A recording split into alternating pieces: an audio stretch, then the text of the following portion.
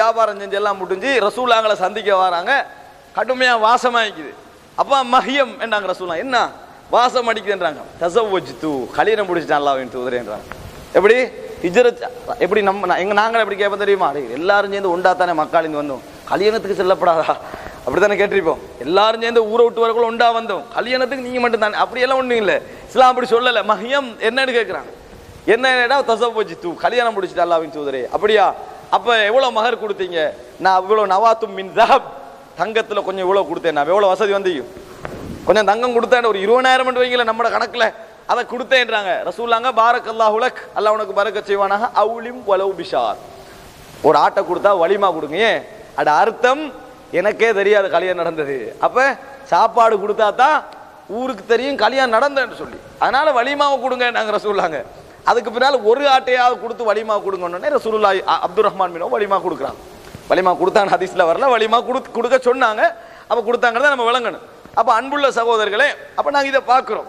ரசூலுல்லாஹி ஸல்லல்லாஹு அலைஹி வஸல்லம் அவர்கள் அப்படி ஒவ்வொரு தோழர்களும் அப்படி உழைச்சு வராங்க. ஆனா ரசூலுல்லாஹ்களுக்கு தான் எல்லாரையும் விட சோதனை. ஏன் எப்படி உழைக்க போறது ரசூலுல்லாஹ்? முழு சமுதாயத்துடைய பொறுப்பும் அவரோட கையில. எல்லா சமுதாயத்தை நிறைய பேர் இஸ்லாத்துக்கு வருவாங்க, கோத்திரமா வருவாங்க. அவங்களுக்கு இடம் கொடுக்கணும், அவங்களுக்கு ஊடு கொடுக்கணும். அவங்க ஊரை விட்டு வந்திருப்பாங்க, ஹிஜ்ரத் செஞ்சு வந்திருப்பாங்க. இப்ப கவர்மெண்ட் மாதிரி இடம் முந்தியன்னு சொல்ல, இப்ப அப்படி இடம். ரசூலுல்லாஹ்களுக்கு 2 பிரச்சனை. ஒன்று மனைவி மக்களை பார்க்கிறது, 2வது சொந்த வாழ்க்கை, மனைவி மக்கள் அந்த செலவுகளை பார்க்கிறது, 2வது சமுதாயத்தில் வந்து நிக்கிறாங்களே அவங்களோட பொறுப்புகளை பார்க்கிறது. எவ்வளவு கஷ்டப்பட்டாங்க தெரியுமா ரசூலுல்லாஹ்?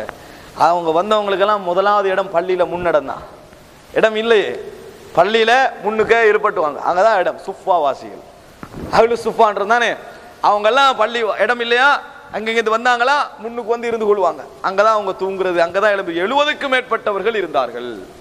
ஒரே நேரத்தில் இருந்தாங்களாண்டா சொல்ல முடியாது.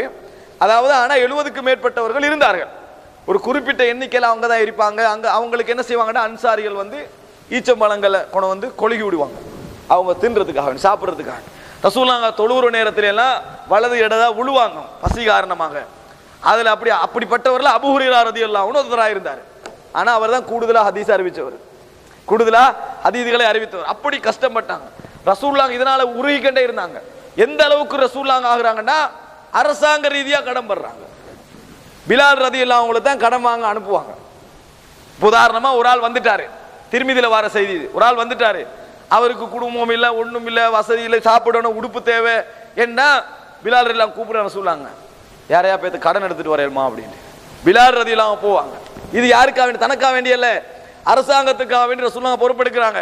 போவாங்க பிலால் ரலியல்லாஹு அன்ஹு. போனா யார காபிராக இருந்தாலும் யாரா இருந்தாலும் ஒரு கடனை கேட்டு வருவாங்க, டேட்டா போட்டு. அப்படி போற டைம்ல தான் ஒரு யூதன் சந்திக்கிறான். அங்க இங்கெல்லாம் நீ போகுவானா, நான் என்ன செய்யறேன், உங்களுக்கு கடன் தானேன்றாரு. அப்ப ரசூலுல்லாஹ் கிட்ட வந்து சொல்றா, அப்படி ஒரு யூதர் சொன்னார் கடன் தேவைன்னு வந்து கேட்க சொல்லிட்டு.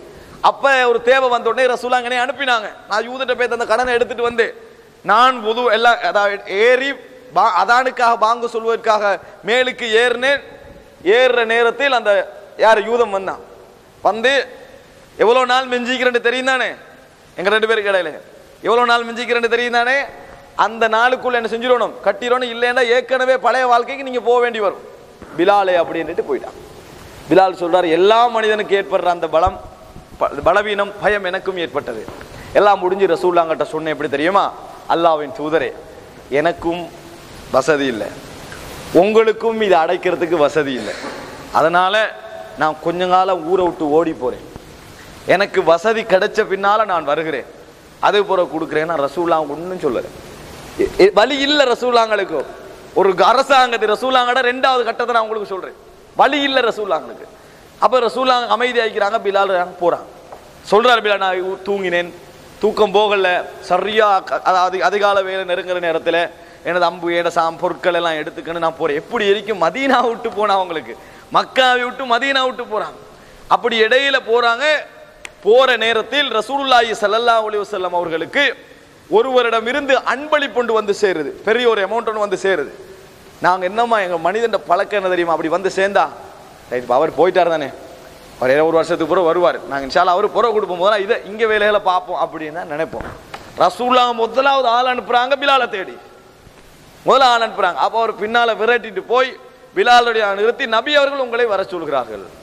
வந்த உடனே ரசூல் ஸல்லல்லாஹு அலைஹி வஸல்லம் சொல்றாங்க, வெளியுள்ள ஒட்டகங்களை பார்த்தீங்களா, அதெல்லாம் உங்களோட கடனை அடைக்கத்தான், போய் கொடுத்துட்டு வாங்க, முடியும் வரைக்கும் நான் இங்கிருந்து வீட்டுக்கு போக மாட்டேன்னு சொன்னாங்க. முடியும் வரைக்கும் நான் வீட்டுக்கு போக மாட்டேன்னு ரசூல் அங்க இருந்தாங்க. பிலால் நாங்க போய் யார் யாருக்கெல்லாம் கடன் இருக்கிறதோ, இந்த கொடுக்க வேண்டிய அரசாங்க கடன் இருக்குதோ எல்லாரும் வாங்க என்று சொல்லி எல்லாருக்கும் கொடுக்குறாங்க. வாராங்க, வந்தா இன்னும் மிஞ்சி இருக்குது.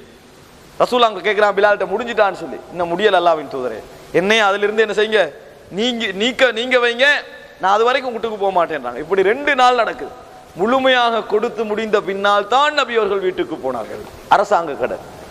அப்ப நபி அவர்கள் அரசாங்கத்துக்காக, தன் ஏழைகளுக்காக கஷ்டப்பட்டார்கள். பத்ர் யுத்தம் நடக்குது. அந்த மாதிரி கட்டத்தில எல்லாம் நபி அவர்களுக்கு சபாயாக்கள், இன்னும் அதாவது அபீதுகள், யுத்தத்தில் கைது செய்யப்படுற அடிமை ஆண்கள் இருப்பாங்களே, அடிமை பெண்கள் இருப்பாங்க. அப்ப வேலைக்கு, வீட்டுக்கு வேலைக்கு எடுக்கணுமே, அவங்கள வச்சு அந்த கைதிகளை வச்சு தான் பயன்படுத்துவாங்க, யுத்த கைதிகள். அப்படி பயன்படுத்துற நேரத்தில் ஃபாத்திமா ரதியல்லாஹு அவங்க சொல்றாங்க, அலி ரதியல்லாஹு, அலியே, இப்படி கொஞ்சம் பேர் என்ன செஞ்சுக்கிறாங்க, ரசூலுல்லாஹ்களுக்கு கண்டு என்னது கிடைத்திருக்கிறார்கள் சில அடிமைகள், அவர்களை கொண்டு போய் நீங்க என்ன செய்யுங்க, அந்த கைதிகளை, அவங்கள ஒரு பெண்களை வீட்டுக்கு என்னது வேலைக்கு தர சொல்லுங்க, அல்லாஹ்வுடைய தூது அவர்களாட்ட சொல்லுங்க என்றாங்க. அப்ப அலி ரதியல்லாஹு போறான், மகள் சொல்லி அனுப்புறா மருமகன்ட்ட. இங்க எப்படி நடக்கும் தெரியுமா, மருமகன்ட்ட சொல்லி அனுப்ப, மகள் தான் உரிமை ஆயிக்கும். ஆனா மகளுக்கு பயம், நபியர்கள் தரமாட்டார்கள், சமுதாயத்தை தான் முதலாவது பார்ப்பார்கள். அப்ப அலி ரதியல்லாஹு சொல்லி அனுப்புறாங்க. அலி ரதியல்லாஹு போய் சொல்றாங்க, நபியர்கள் சொன்னார்கள், அதாவது மக்கள் அகலு சுஃபாக்கள் எல்லாம் வேதனையிலும் பசியிலும் வாழ்ந்து கொண்டிருக்கின்ற பொழுது ஒரு காலமும் நான் என் மகளுக்கு தரமாட்டேன், ரசூலுல்லாஹ் நான் அப்படி தரமாட்டேன் என்று ரசூல் ஸல்லல்லாஹு கண்டிப்பாக சொல்லி விடுகிறார்கள். அலி ரதியல்லாஹு போய் சொல்றாங்க ஃபாத்திமா ரதியல்லாஹு, ரசூலுல்லாஹி ஸல்லல்லாஹு அலைஹி வஸல்லம் இரவாகிற நேரத்தில் வீட்டுக்கு வராங்க. ஃபாத்திமா அவங்களோட வீட்டுக்கு வந்து மருமகன் இங்கல, மகள் இங்கே இருக்கிறான், நடுவில் இருக்கிறாங்க. இருந்துட்டு ரசூல் ஸல்லல்லாஹு அலைஹி வஸல்லம் சொல்கிறார்கள், நீங்க கேட்டதை விட சிறந்த ஒன்றை உங்களுக்கு சொல்லித் தரவான்னு கேட்டாங்க. சொல்லுங்க அல்லாஹ்வின் தூதரே, நீங்கள் தூங்குகின்ற பொழுது சுப்ஹானல்லாஹ் 33 தடவை, அல்ஹம்துலில்லாஹ் 33 தடவை, அல்லாஹ் அக்பர் 34 தடவை சொல்லுங்க, நீங்க கேட்டதை விட இது உங்களுக்கு மிகச் சிறந்தது என்று ரசூல் ஸல்லல்லாஹு அலைஹி வஸல்லம் சொன்னாங்க. எப்படி கவனிச்சிக்கணும், அதாவது அரசாங்க ரீதியாக சுமந்தாங்க ரசூலுல்லாஹ், வசதி இல்லை. அந்த டைம்ல தான் ரசூலுல்லாஹ் தொழுவிக்க போறதுல என்ன செய்வாங்க, என்ன சொல்லுவாங்க தெரியுமா, இவருக்கு கடனிக்கான்னு கேட்பாங்க. கடன் இருக்குதா, நான் தொழுவிக்க மாட்டேன், நீங்க தொழுவிச்சுக்கங்க ரசூலுல்லாஹ் போயிடுவாங்க. இது ரசூலுல்லாஹ் செஞ்சாங்க, கடன் இல்லாம போகணும் என்பதற்காக வேண்டி. அன்புள்ள சகோதரர்களே, இதெல்லாம் அந்த காலகட்ட நபியர்கள் பட்ட கஷ்டம். அரசாங்கம், சொந்த வாழ்க்கை எப்படி போச்சு ரசூலுல்லாஹ்ங்கட அந்த காலகட்டத்தில்? சொந்த வாழ்க்கை எப்படி என்றா, சில மக்கள் ரசூலுல்லாஹ்ங்களோட இந்த பொறுப்பை விளங்கி, அப்ப ரசூலுல்லாஹ் திருமணங்களை முடிக்கிறாங்க, விதவைகளை திருமணம் முடிக்கிறாங்க. அதெல்லாம் விளங்கி என்ன செய்யறாங்கன்னா, சில நல்ல, அதாவது நபி அவர்களுடைய பேசலாமே மிச்சம் நெருங்கின மக்கள் மதீனாவாசிகள், இப்ப அபூபக்கருக்கோ உமருக்கோ உஸ்மானுக்கோ அலிக்கோ ரதியல்லாஹு அன்ஹு உதவி செய்ய இயலாது, அவங்க இப்பதான் உருவாக நிலைமையில இருக்கிறாங்க. மதீனத்து வாசிகள்ல உம்மு சுலைம் ரதியல்லாஹு அன்ஹா போன்ற சில பெண்கள் ஆண்கள் எல்லாரும் ரசூலுல்லாஹ்ங்களுக்கு ஒரு தோட்டம்ண்டா ஒரு ஏரியாவை கொடுக்குறாங்க. இது ஒரு 400 ஈச்சப்பழம் மரம் வைக்கணும் வைங்களேன், உதாரணத்துக்கு ஒரு 100 வைங்களேன், இது அல்லாஹ்வின் தூதரே உங்களுக்கு தான், அதான் சொந்தமா இல்ல, அவங்களுக்கு கொஞ்சம் காலத்துக்கு பயன்படுத்திக்கிறது, வாய்ப்பு வசதி வரும் வரைக்கும் அப்படி கொடுத்தார்கள். இது புகாரில பார்க்கிறோம். அப்படி கொடுக்குறாங்க ரசூலுல்லாஹ். அதுலயும் ரசூலுல்லாஹ் முதல்ல எனக்கே கஷ்டம் அப்படி இல்ல, அதுல உம்மு ஐமனுக்கு ஒரு பகுதி, அலி ரலியல்லாஹு ஒரு பகுதி, இந்த மாதிரி அதாவது தனக்கு கீழே உள்ள உறவுகள் சொந்தங்கள் அவங்களுக்கு தானே கிடைக்குது. ரசூலுல்லாஹி ஸல்லல்லாஹு அலைஹி வஸல்லம் அவர்கள் கொடுத்து வைத்திருந்தார்கள், கேட்டவங்களுக்கும் கொடுத்தார்கள். அப்படி வந்துட்டு வராங்க. அதுல பின்னால வருது என்னன்னா, நபி அவர்களுக்கு ஒரு வசதியான ஒரு காலம் வந்த பின்னால உம்மு சுலைம் ரதியல்லாஹு ரசூலுல்லாஹ் தான் திருப்பி கொடுக்குறாங்க. வசதியான காலம் வந்த பின்னால திருப்பி கொடுக்குறாங்க. உம்மு சுலைம் ரதியல்லாஹு அன்ஹா அனஸ் ரலியல்லாஹு அனுப்புறாங்க. இப்ப ரசூலுல்லாஹ்ங்களுக்கு எல்லாம் வந்துட்டு எல்லாம் திருப்பி கொடுக்குறாங்க. எங்கட பகுதியையும் திருப்பி எடுக்கலாமா என்று என்ன செய்ய கேளுங்க அப்படின்னு அனுப்புறாங்க. இது புகாரில் வர செய்தி. அப்ப அனஸ் ரலியல்லாஹு போய் கேட்கிறாங்க. அந்த பகுதியை ரசூலுல்லாஹ் உம்மு ஐமன் ரதியல்லாஹு அன்ஹா அவர்களுக்கு கொடுத்திருந்தாங்க. ஸைதுடைய மனைவி ஸைனபை தலாக் பண்ண பின்னால இந்த உம்மு ஐமனை தான் முடிச்சாங்க. அப்ப அனுப்புறாங்க. அப்ப உம்மு ஐமன் ரதியல்லாஹு பக்கத்துல இருக்கிறாங்க. அவ அடிமையாக இருந்து வந்தவ. அவ என்ன செய்யறான், அனஸ் ரலியல்லாஹு சின்னவ தானே, அப்ப அவக்கு தான் கொடுத்திருக்கிறான், உம்மு ஐமனுக்கு தான். ரசூலுல்லாஹ் அந்த பகுதியை புடவை எடுத்து அனஸ் ரலியல்லாஹு களத்துல போட்டு இழுத்து சொல்றாங்க, ஒரு நாளும் தரமாட்டேனா, எனக்கு தந்ததை நான் தரமாட்டேன், அல்லாஹ்வின் தூதர் எனக்கு தந்ததை நான் ஒரு நாள் திருப்பி தர மாட்டேன்றாங்க. அப்ப ரசூலுல்லாஹ் சொல்ற உம்மு ஐமனை பார்த்து, உங்களுக்கு நான் இவ்வளவு தாரேன்றாங்க, உங்களுக்கு இவ்வளவு தார, சொந்தமோட இவ்வளவு தாரேன்றாங்க. ஒரு நாள் நான் தர மாட்டேன்றாங்க. திருப்பி 2ஆம் முறை உங்களுக்கு இவ்வளவு தாரேன் என்று சொல்லி சொல்லி 10 முறை ரசூலுல்லாஹ் 10 மடங்கு சொல்றாங்க. அப்பதான் சரி, அப்ப நான் திருப்பி கொடுக்குறேன்னு சொன்னாங்க. அந்த அளவுக்கு ரசூலுல்லாஹ் சொன்ன பின்னா நான் திருப்பி கொடுக்குறேன்னு சொன்னாங்க. அப்ப ரசூலுல்லாஹி ஸல்லல்லாஹு அலைஹி வஸல்லம் பிற்காலம் கொஞ்சம் சிறந்ததாக இருக்கிறது என்று அதில் விளங்குகிறது. அப்ப அன்புள்ள சகோதரர்களே, இங்க பாருங்க, அப்படி கானத்து ரஜுல், அதாவது கானர் ரஜுல் யஜஅலு லின்னபியின் நஹ்லாத் அப்படின்னு புகாரில் வருது. தோட்டங்கள் அப்படி கொடுத்திருந்தார்கள். அப்படி ரசூலுல்லாஹ் அதை பிரிச்சு கொடுத்திருந்தாங்க. இது ஒரு வகையில நபியோட காலம் போனதுக்கான வழி. ரெண்டாவது என்னன்னு சொன்னா, கானத்தில் அன்சாரி மனாயிஹ், அதாவது சில அன்சாரிகளுக்கு மனாயிகள், மனாயின்னு சொல்றேன்னா ஆடு, அந்த அன்பளிப்பு முறையெல்லாம் இன்றைக்கு இங்க இல்லை. வணங்கிட்டா, நான் முதல் முறையும் இல்லை, 2ஆம் முறையும் கொடுத்தா எனக்கு உனக்கு சம்பந்தம் இல்லைன்ற மாதிரி அன்பளிப்பு தான் இருக்குது. இந்த அன்பளிப்பு முறை இல்லை. அதே போல மனாயிகன் என்ன தெரியுமா, ஆடு, ஆடு நம்மளுக்கு 10 ஆடு இருக்குன்னா 5 ஆடு பால் கறந்துங்க. நீங்க ஆடு சொந்தம் இல்லை, அவங்களுக்கு மட்டும் பால் கறக்கலாம் அந்த 5 ஆட்டுல. இப்படி இருந்தா ஆட்டையை வித்துருவாங்க எங்கட காலத்துல. விளங்கிட்டா, 5 ஆடு அனுப்பி விடுறாங்க ஒரு உதாரணத்துக்கு.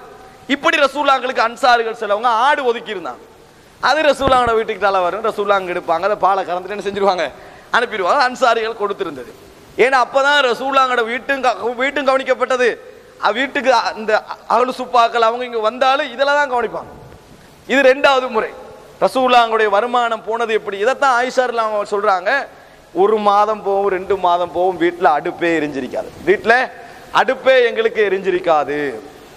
எப்படி நீங்க சாப்பிட்டீங்க, அஸ்வதான் 2 கருப்புகள் அப்படின்னா என்ன, தண்ணியும் ஈச்சப்பழம், இது எங்களோட வாழ்க்கை போகும். அப்ப சொல்றாங்க, அதே நேரத்தில் ஹதாயல் அன்சார், அன்சாரிகளுடைய சில அன்பளிப்புகள் வீட்டுக்கு வந்து என்ன செய்யும், சேரும், அதுகளையும் என்ன செஞ்சோம், அதனாலதான் எங்களோட வாழ்க்கை போய் கொண்டிருந்தது என்று சொல்லி ஆயிஷா ரலியல்லாஹு அன்ஹா சொல்றாங்க.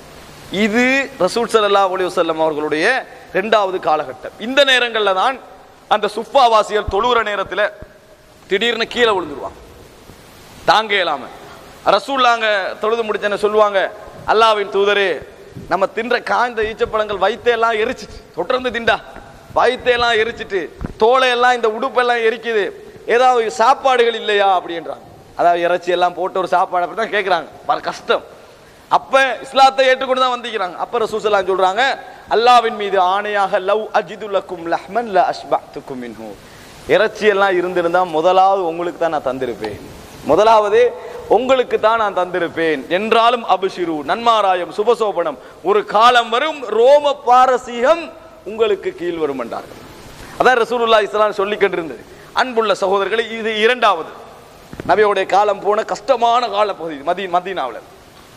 3ஆவது என்னன்னு சொன்னால், யுத்தங்கள் இஸ்லாமிய சமுதாயத்தை நோக்கி வர ஆரம்பிக்கிறது. ரசூலுல்லாஹ் யுத்தம் செய்ய போல முதலாவது இஸ்லாமிய சமுதாயத்தை நோக்கி ரசூலுல்லாஹ் ஒதுங்கி போன பின்னாலும் குட்டிக்கனே வந்தாங்க.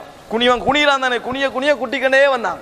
ஒதுங்கி மதீனாவுக்கு போனாலா விடணுமே, உடல்ல அங்கேயும் விரட்டி வந்து யுத்தம் செய்யற அளவுக்கு என்ன செஞ்சாங்க, வந்தார்கள். உடனே ரசூல் ஸல்லல்லாஹு பத்ர் யுத்தம் நடக்குது.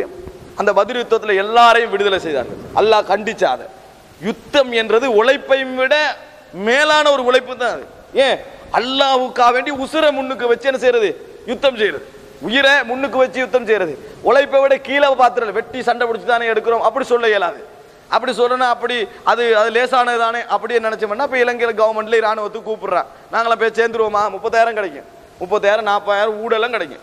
ஒரு நாள் மாணவாப்பா நான் இங்கே 10,000 வாழ்ந்துருவோம், இங்கே தான் இருக்கி பார்ப்பேன், ஏன் போனால் கன்ஃபார்ம் இல்லை திருப்பி வாரது. அந்த மாதிரி ஒரு விஷயம்தான் யுத்தம் என்றது. அப்ப இதுல பத்ர் யுத்தம் ரசூலுல்லாஹ் எல்லாரும் என்ன செஞ்சிடறாங்க, விடுதலை செஞ்சிடறாங்க, எல்லாமே விடுதலை. 2ஆவது என்ன நடக்குது, உஹது யுத்தம். உஹது யுத்தத்தில முக்கியமா கவனிக்கணும், வெளியிருந்து வந்த யூதர்கள் மதீனாவில் நிறைய பேர் வாழ்ந்துருந்தாங்க. பனு கைனுகா, பனு குரைலா, பனு நதீர், இவங்க எல்லாம் யூத கோத்திரத்தினர்கள் மதீனாவுடைய எல்லைகள்ல வாழ்ந்து கொண்டிருந்தாங்க. விவசாய நிலங்கள் தானே, அதெல்லாம் தங்களை கீழே வச்சுக்கிண்டு அவங்க வாழ்ந்து கொண்டிருந்தாங்க. இவங்களோட ரசூலுல்லாஹ் ஒப்பந்தம்